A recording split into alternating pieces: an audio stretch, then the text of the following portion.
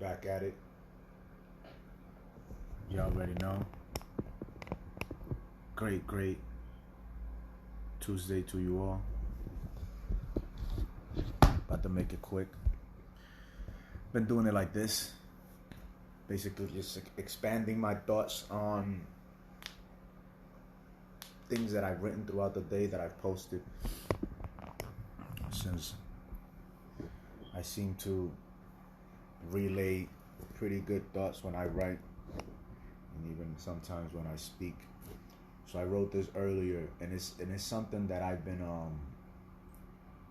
applying to my way of doing things and of dealing with people ever since I first read it. You know, regardless of wherever in life these people that I come across I may be.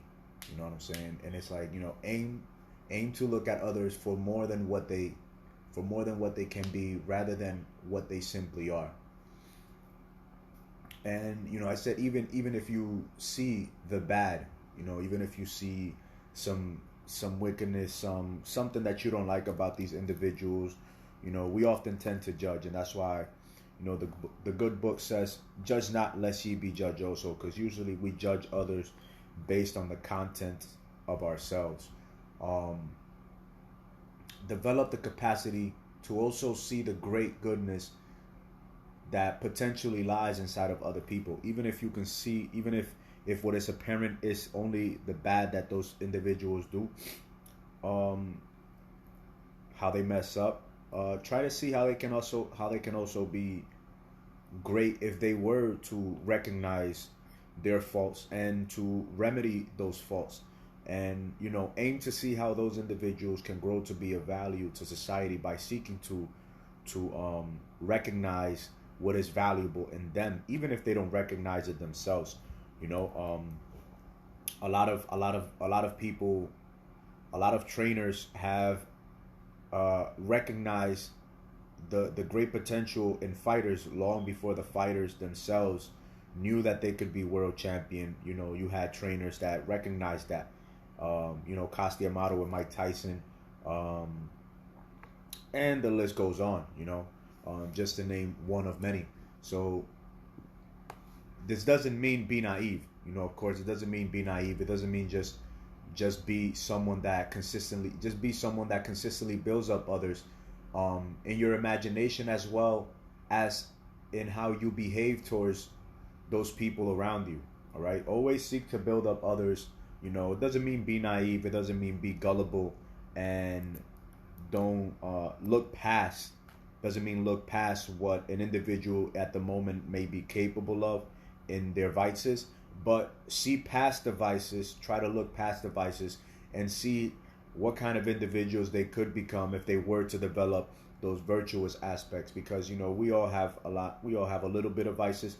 A lot of us have a lot of vices that we have to overcome. But once we begin to overcome those vices, you know, whether it be sloth through diligence, you know, lust and wakefulness through self-discipline and self-mastery, you know, gluttony through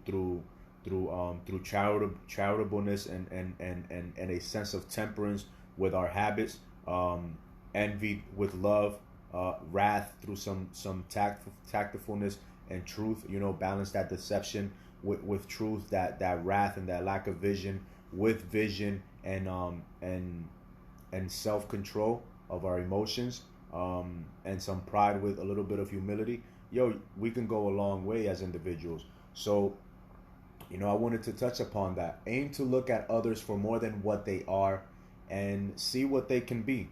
Use your imagination to empower other people around you, especially when you are speaking to them, or in their presence.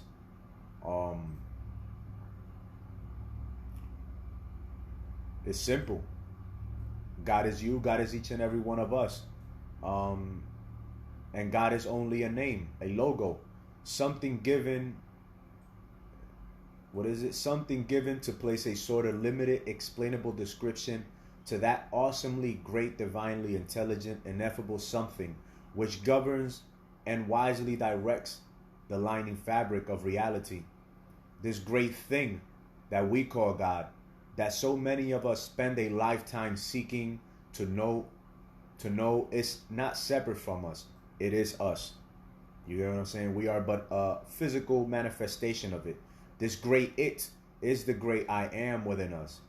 It sits within the eye of our mind and lives within the home, which is our heart. You know, that is where consciousness lives. That is the first organ that is developed of anything, the heart, and then everything else flows. We mankind have been gifted the by existence itself, unlike any other animal, the liberty of choice through free will to do whatever it is we please to do with our own will in this life. We willingly and or unwillingly choose to give our power to others when we refuse to become accountable through complaints for our actions. But we keep and retain this great power through accountability. All right, and each individual has a choice. So use your energy, your life force, your karma, your prana, your aura, whatever it is you want to call it. Use it to the best of your ability and use it in the right way to empower and uplift your environment, your surrounding, and your life as well. All right. There is a clear correlation between thought and emotion. What is thought is what gets felt and emotionalized, and what is felt is what mostly gets spoken into existence and put into action. All of this makes sense? I hope it does, because this is what we're lacking in our society today. We're lacking a lot of sense, and that lack of sense is the lack of common sense that we see in our populace as they, walk into the slaughterhouse like a sheep, like cattle, without direction and without understanding of what is ahead of them.